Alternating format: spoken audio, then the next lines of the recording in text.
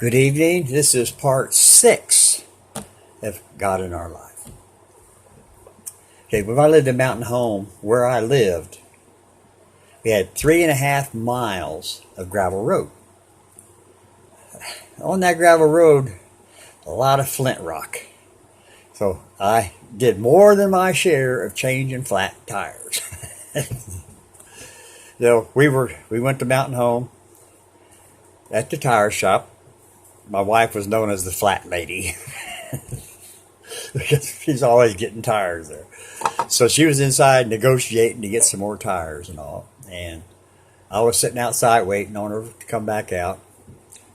And I noticed a woman sitting over there in her car by herself. And God spoke to me.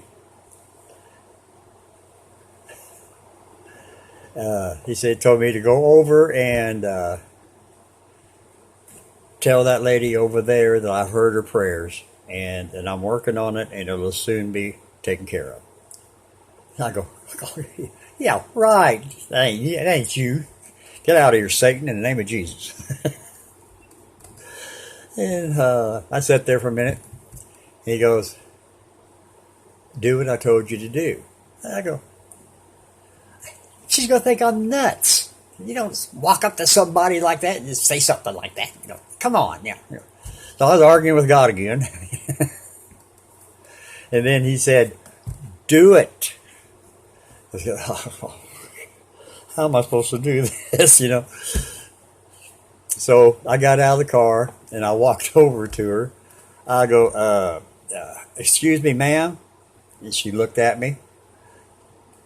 I don't know how to say this. I really don't know how to say this except come out and say it.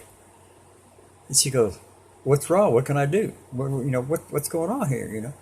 I go, well, I was sitting over there and God spoke to me and he told me to come and tell you that he's heard your prayer and he's working on the situation and it'll soon be taken care of. She started bawling, crying. And I go, oh my God. And I started crying.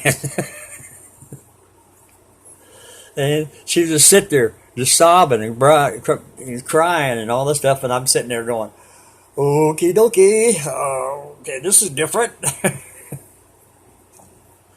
then she opened the door, got out of the car. She gave me a big hug. She goes, thank you so much for listening to God. Because that's exactly what I needed to hear.